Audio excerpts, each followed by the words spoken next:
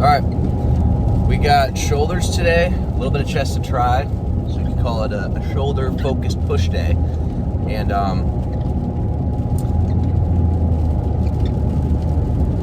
quick thing just about, whatever, I'll just say some update about my bulk before we get into explaining some stuff you want to know more than what my body weight's at. So, but anyways, I'm 220 about. I'm like 219 now, body weight. 4.5 months post show when I was 190 stage weight. So, I can't complain. I mean, I'm not shredded, but I would still consider myself lean, which is wild. Crazy how doing a reverse diet and a proper bulk makes a huge difference, and the difficulty of it. I mean, given the fact that I've already been in a routine for years now in the eating, but like properly going from bulk to cut to back to bulk, etc. Once you understand it, it is so unbelievably smooth. Just in the beginning, when you don't understand exactly what's going on with your body, you make it so unnecessarily more difficult than it has to be, and it should be, because it's not supposed to be as difficult as you could be making it. So let me explain some stories of like what I did that made it difficult, that was not even supposed to make it difficult, because one, it made it difficult, and it actually made my progress worse. So lose, make it harder for no reason. That's like I don't know what's an analogy for that. That's like trying to get better at I don't know. I can't make it a good analogy off the top of my head. But the point being made is like, once you understand it more, it is so much more smoother to get to your result. And oh shit. What's this truck doing? Hold on, I want to make sure I don't crash. First story would be 3 years ago, my freshman year, when I was trying to do my first like official cut. It's like 3 years into working out. I crash dieted because I thought the quicker you go, it'd be fine. And I also did like a half fast, where some days I would just only eat protein and nothing else, not really track my calories. Dumb. Flip side of it is that not flip side, but it destroyed my hormones, my physique, everything. I got shredded, sure, but I lost a whole lot of muscle in the process, and it was unbelievably difficult. I'd argue that was way more. I wouldn't even argue. It was just significantly more difficult than my entire prep for the show I just did. So it was more difficult, and it was even a significantly worse result. So I think that carries over into like so many different other aspects of the gym, to where it's just from not really understanding what's going on. Half the reason I'd say is probably because of TikTok. People like, I don't know, people that probably make content similar to me, but just tell you shit, and just like, will feed you stuff that's probably not true. Sometimes. A lot of people out there that are really good informational teachers of like fitness and bodybuilding, but I think there's way more that don't know than do know. So, yeah, I'd just say be careful with that, because part of the reason why I crash dieted and got my whole body screwed up is because of some of the things that I heard online from people. Even some of the guys that I liked that told me it. Because it turns out they were just making the content that I literally made my whole diet based off of just for some views. And they made the content not really to help you, it was just kind of like so it would get more views on their like Instagram and TikTok, which, yeah, that didn't feel too good. So, I mean, I stopped watching them after that, but that's why I make sure when I explain stuff to you guys, it's something that I legitimately believe in and understand, because, you know, it doesn't feel too good to be on the receiving end of someone teaching you some BS and not actually understanding what they're talking about, and then you actually execute on it and then get a worse result. Like, the guy not only didn't help you, but made things worse. Like F that guy, so. So I'm here to actually help. That being said, let me think of another story. I guess another one would be force feeding myself over what was necessary. So, yes, typically once you get deeper into a bulk, you're eventually going to have to start force feeding yourself and eat when you're not hungry. It's just how it goes hormonally and how your body works. Part of it, I was, one, not really tracking what I ate, and I just thought if I ate more that I'd just get bigger and bigger and gain more and more muscle, regardless of like how much over my maintenance calories I ate. And one, it made it more difficult than it needed to be because I was overfeeding myself on top of my surplus. So I was hurting myself, force feeding. Like it doesn't feel good force feeding yourself beyond what I even needed to eat above my maintenance to gain weight. And then on top of that, more likely than not, because of how big of a surplus it was, that extra food that I force fed and didn't feel good probably turned into fat. So another scenario that it was a lose-lose. I took on more difficulty for a negative result that made it even worse. I ate more to think I was getting bigger, so I went through the pain of eating more for a result of gaining more fat.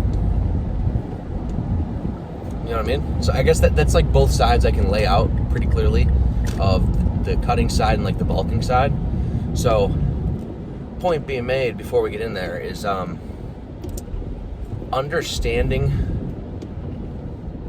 the I'll say it this way, the game of bodybuilding or just fitness in general, if you're trying to get jacked, makes it significantly less difficult. I won't say it's easy because it takes a while to get to that point where it's easy. I'd say right now doing this is easy because it's literally just my lifestyle. But apart from me saying that now, understanding it more makes it significantly less difficult because I'm not doing those things, and I'm actually making even more progress because I'm doing it the right way. Oh, all right, that's the wipers.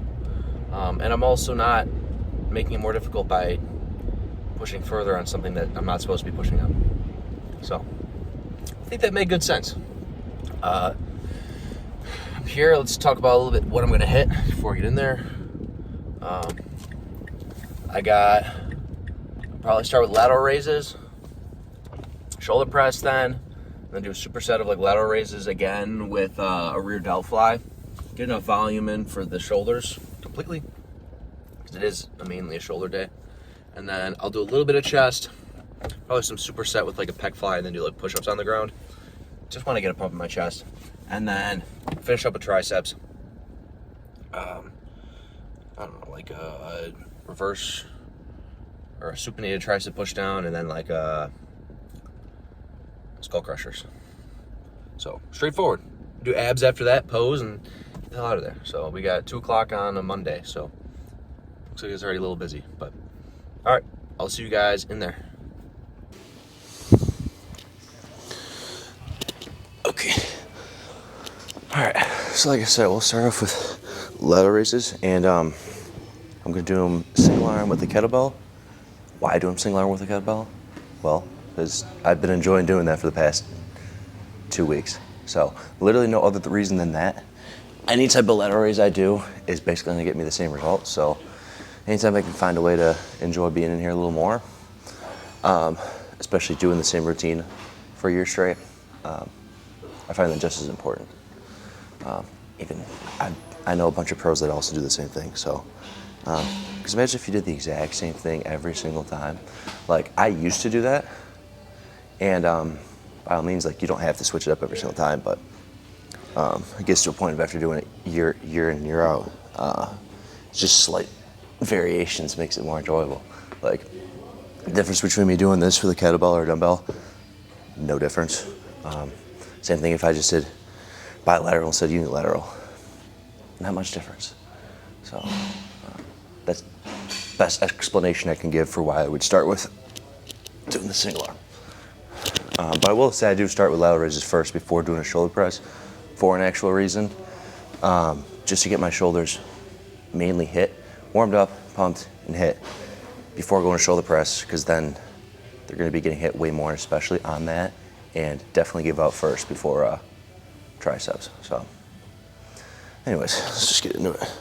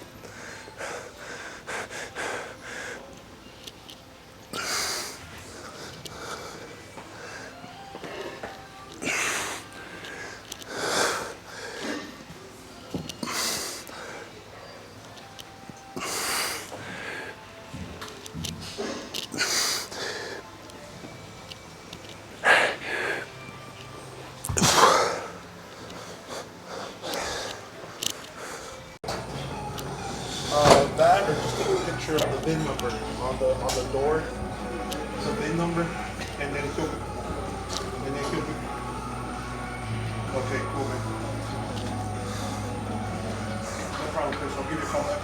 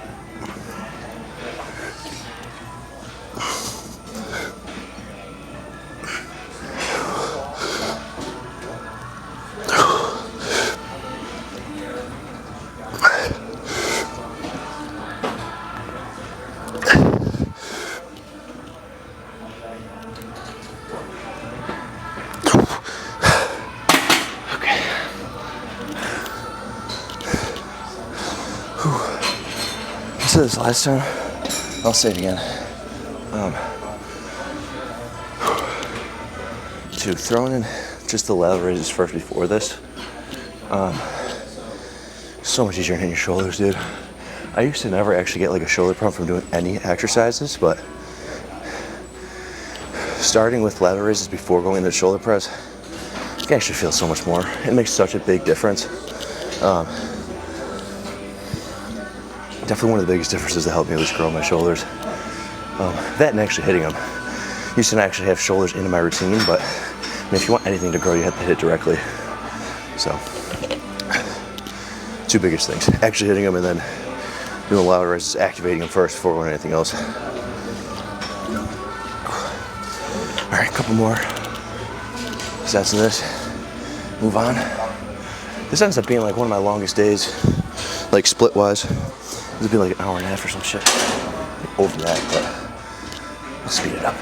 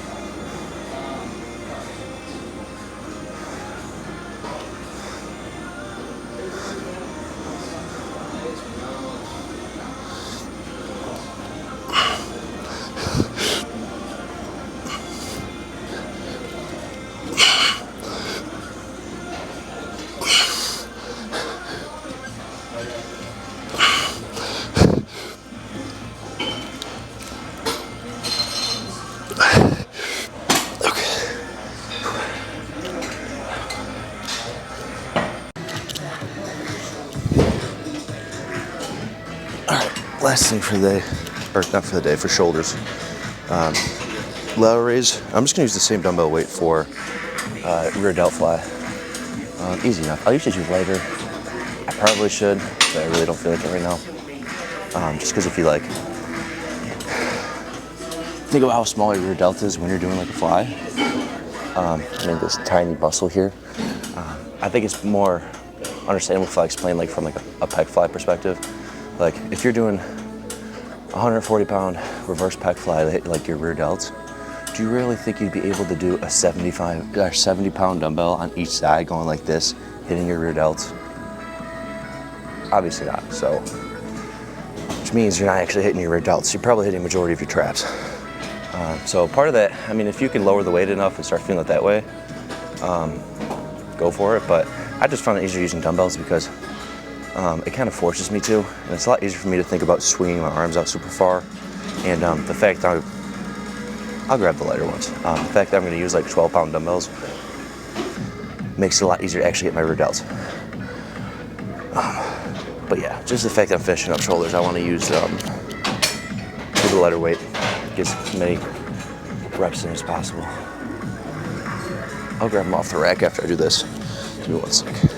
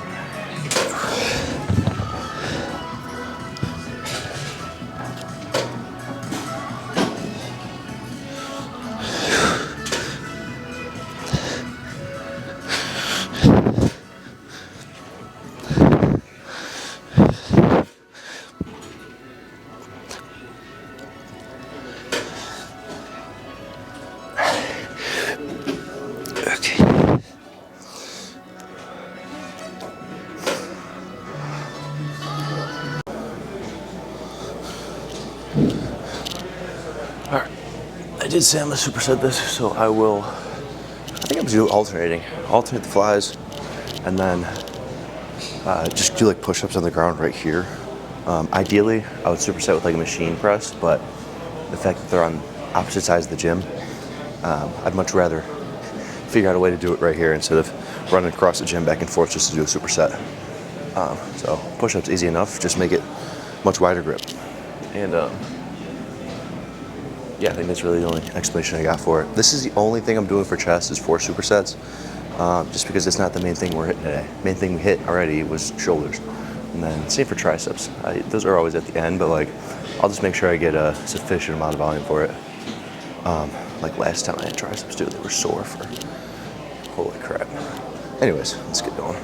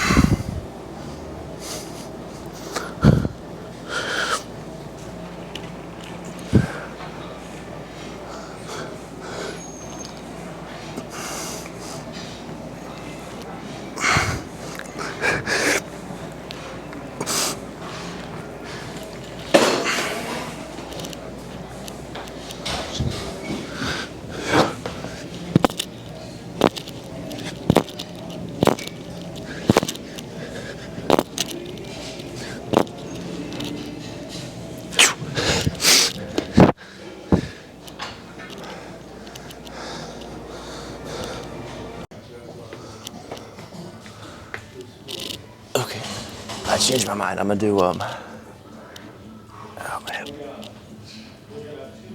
close grip bench instead. And I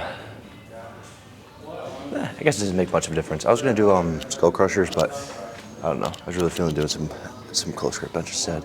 And I'll do this. Then I won't swap out doing a different tricep push down. I'll make sure I get those in, and then do abs, and then that'll be it.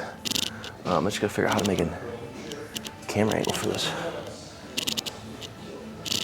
I'll figure it out.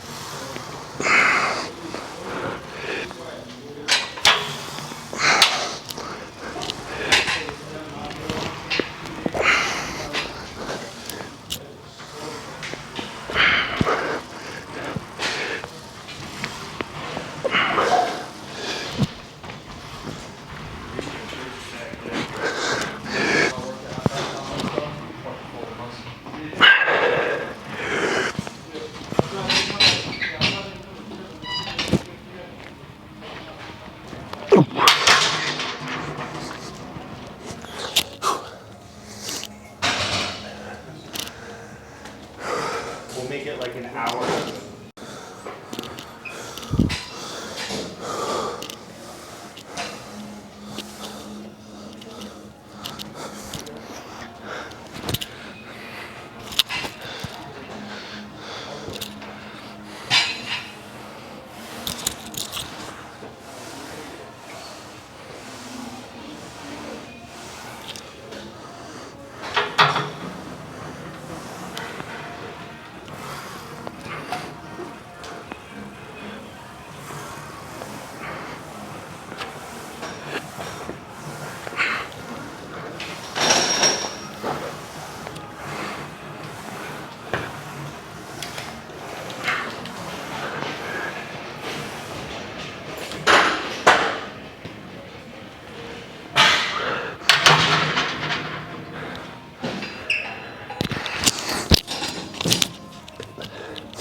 Definitely gotta drop the weight a little bit.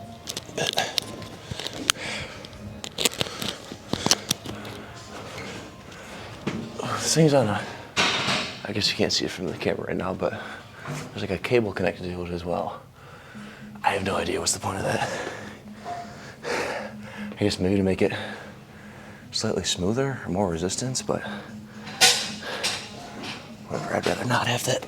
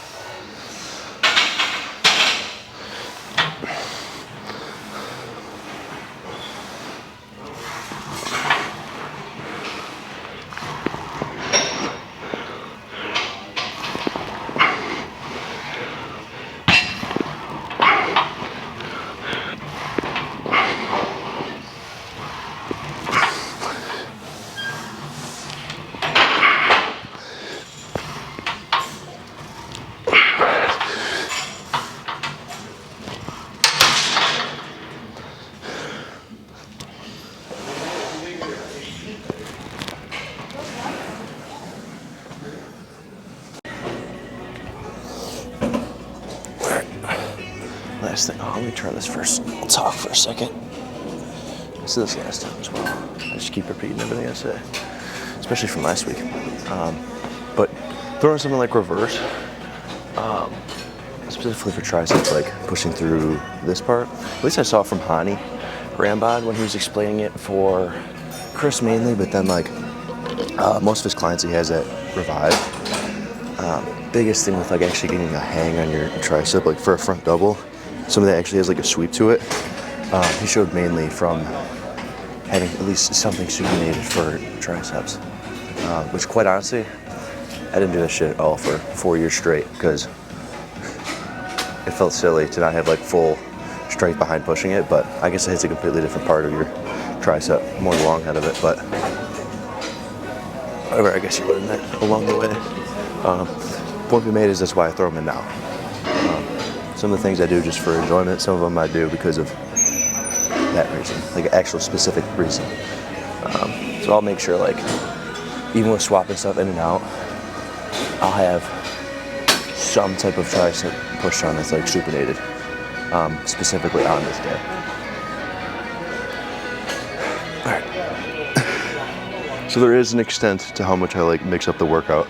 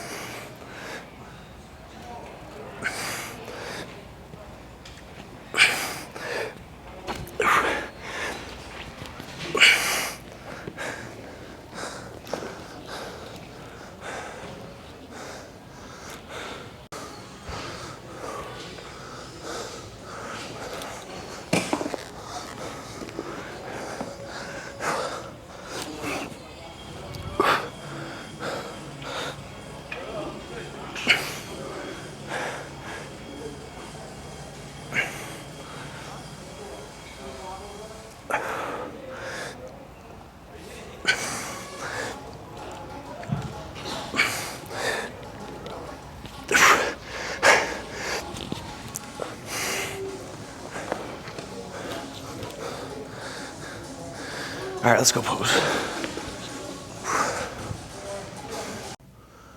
All right, let's check it out.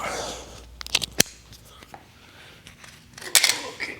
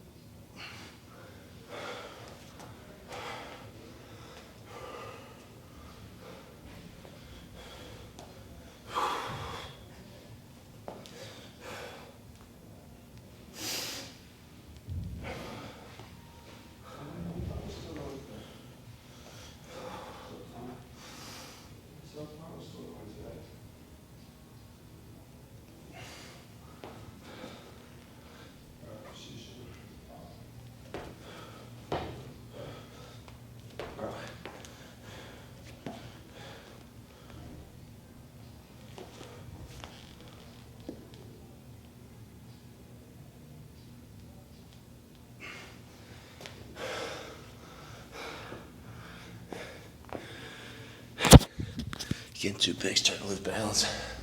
Dude, I woke up like 220 this morning.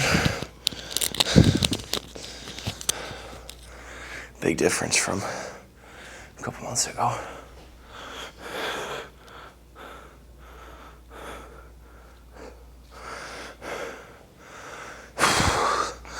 So the goal for this bulk is 230, but it's all depending on how my body responds. But I think so. I mean, I think I can squeeze out 10 more pounds before having to cut. Last bulk was 224 was peak. So I think it'd be pretty neat to get 230, a round number. All right, well, let's get in the car. It's probably gonna be a longer car talk because I think I'm gonna have to go through rush hour. So I'll leave the talking for that. Okay. Let's get out of here.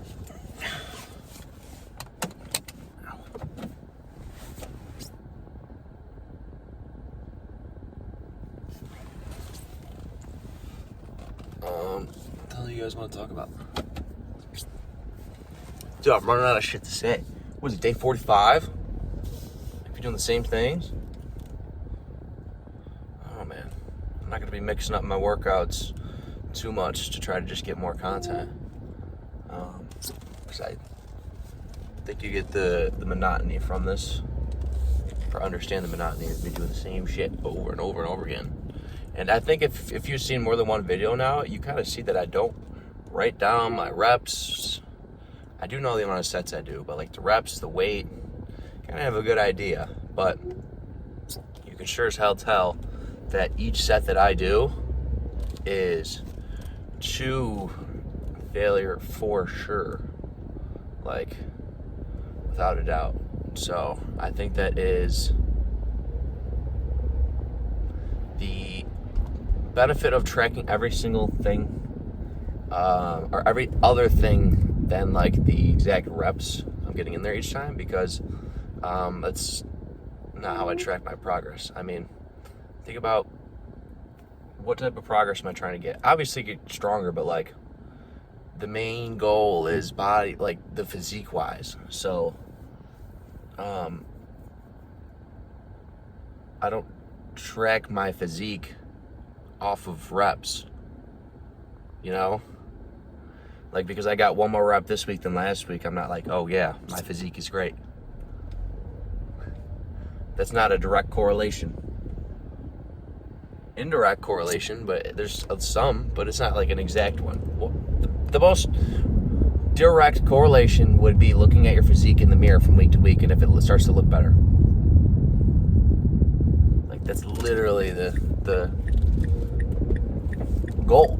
So that plays into what I do, but also the scale, like track my weight every morning, to the exact food I eat, to the weight change, to how my body is utilizing the food I give it. Like, when my weight's going up, am I keeping the same body fat percentage, or like, what do I have going on? So I think that's like where I know that's some of the major differences between getting a better physique. Is if the only way you're tracking is through your reps, that'll only get you so far. And I used to only track through reps, and it got me a little bit, and then plateaued, because I thought I plateaued because the only way I track was through my reps. And if you're not doing everything else, for sure your reps are going to slow up. But here's the thing also, you could have like damn near the same reps for like a month straight and get bigger. Maybe it just comes from you controlling the weight more on the same amount of reps, etc. So, what is that guy doing? It really depends.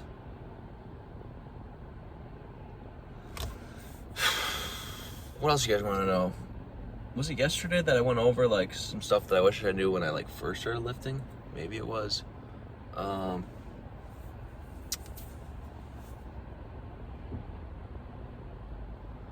I don't know what else. Oh, let me make sure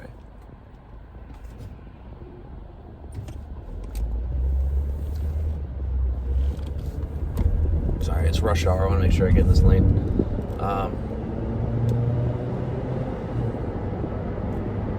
Yeah, I guess what else? I'll touch a little more on what I was talking about before we got in the gym, because I think it made a lot of sense. That made a lot of sense, or I think it's a good thing to know.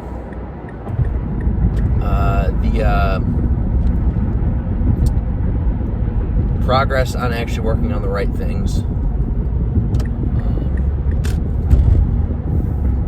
I want to give like actionable steps towards working toward, like actionable steps to know you're doing the right things. First one is, if you are not tracking anything you eat, like that is the like square one first thing to start doing. Because how are you going to know your weight progression, like body weight progression, or anything else if you don't know what you're eating?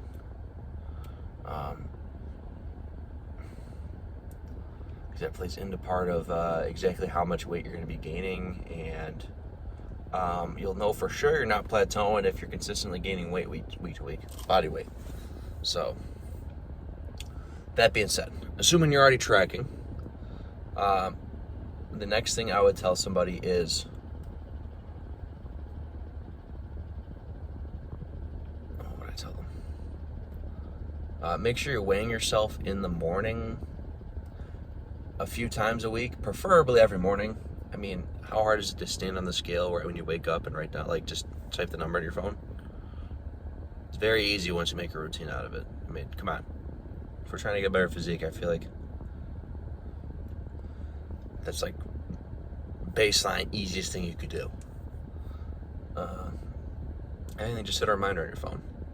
So it would be that, weighing yourself in the morning, and then tracking your average weight from week to week. So you take all those numbers, take the average of them, then do it another week, take the average, and you can see what your weight change is from week to week.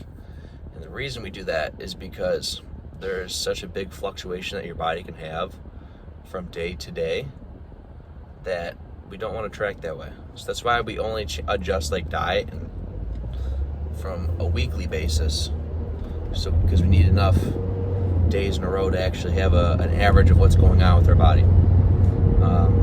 Because with all the salt, the carbs, depending on how you spaced your meals out, there's so many other things that can affect your exact number on the scale in the morning that we don't want to do that daily. We don't want to compare weight change daily. So that'll be the next thing I'd say is we got to be tracking our weight, because what's our goal here? It's bodybuilding. You got to get bigger. So how do you know if you're getting bigger? The scale. Not after you work out, not after you just chugged a bunch of water while you're working out and ate. It has to be in the morning. It has to be the most consistent way of tracking. Next thing I would tell somebody is we want to consistently eat at our baseline, or consistently eat the same amount of food every day, and see what our weight change is based off of that.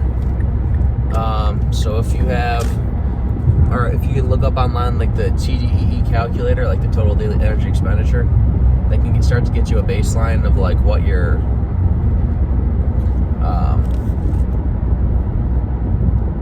metabolism is at, like how much you burn in a day. And if you use that number and then you stay the same amount of weight from week to week, you know that's your baseline, and then we want to up it like 500 calories. Because then we know we're going to be gaining daily. So if you're already gaining weight, I'd wait until it levels off and then up the calories. And if you're going down in weight, I just add the 500 and see what happens there. If you're still even, or if you're still going down in weight, add another maybe 300 or so. That would be how to start it off with the tracking side. And the cutting side is the exact same, or like the exact opposite.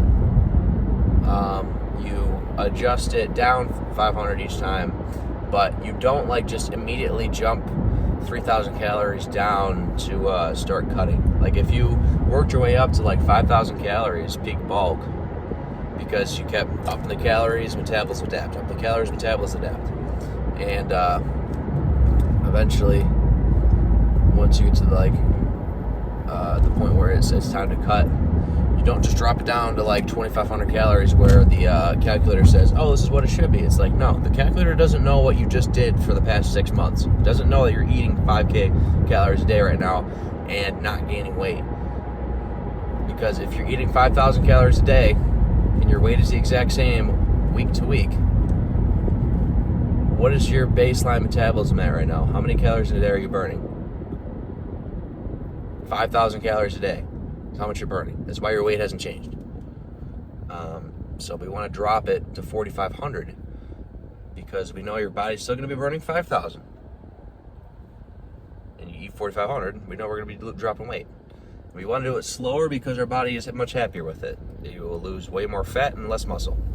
And no, trying to get your goal quicker will not actually get your goal quicker, because you'll just lose more muscle, and then when you go back to a bulk, half of your bulk is going to be spent putting back on the muscle that you just lost from your cut, and then you just go in this endless cycle of like bulking, cutting the same weight on and off and on and off. Been there for a few years, so that's a pretty important part of it to understand. What else?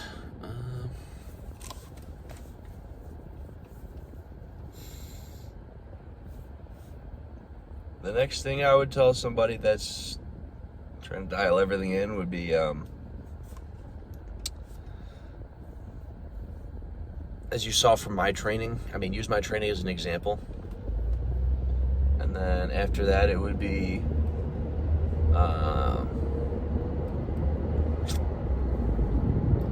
I guess more of on like the macro side of like what you're actually eating. If you can mainly make it whole foods instead of just junk food to fit the calorie goal.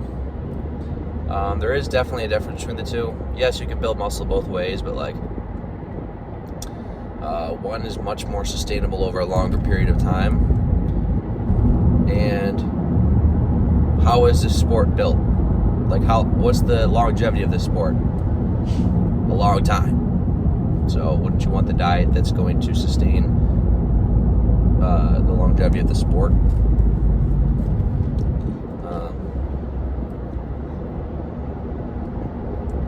I guess you can ask, what the hell does that even mean? I'll explain it a little bit. Your digestion of, like how your digestion will be over time of eating that type of diet. It's easy in the beginning to have that Fits or Macros diet, you know, eat a bowl of cereal, go work out, have a whey protein shake with a bowl of cereal, like, but easy in the beginning. 6 months into doing that, digestion is crap, and then it's not as I want to say, I guess, sustainable. I keep using the same word, but it's what it means, or the best use of the word there, sustainable. And then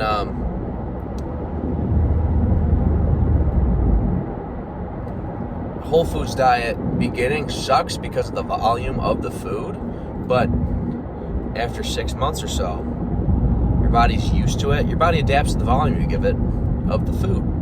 So 6 months in, you will feel fine and feel way better, and you will be able to sustain it because it's actually what your body prefers. So it's very easy just to have the bowl of cereal and whey protein. I mean, I've been there. Or eat donuts just to fit your fats and carbs for the day, and then have maybe like a half pound of chicken or some shit. But yeah, I mean, definitely a huge difference. And I don't know, maybe it's just because I'm older now. I'm not that old, 21, but I don't know, I guess being like 18 or something, or 16. If you're 16 years old, though, I will say I didn't give a shit when I was 16. I ate whatever I wanted. Donuts, pizza, pretzels, soft pretzels. Like, at that point, I wouldn't worry about it too much. You know what I'm saying? Like, enjoy it a little bit when you're younger.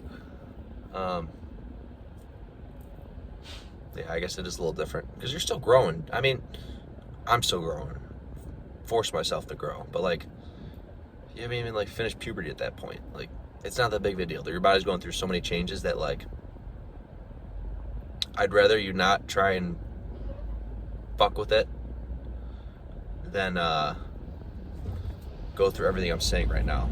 Everything I'm saying is basically like, not everything, but on the diet side of it is like, once you get to like 18 or so and older, any earlier than that, dude, just like, you can do not much and you'll make some pretty massive differences in your physique.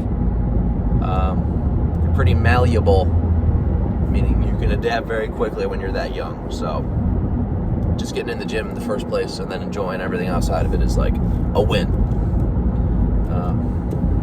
So yeah, I think we'll call it there. I'm gonna be sitting in some traffic for the next 20 minutes, but so be it.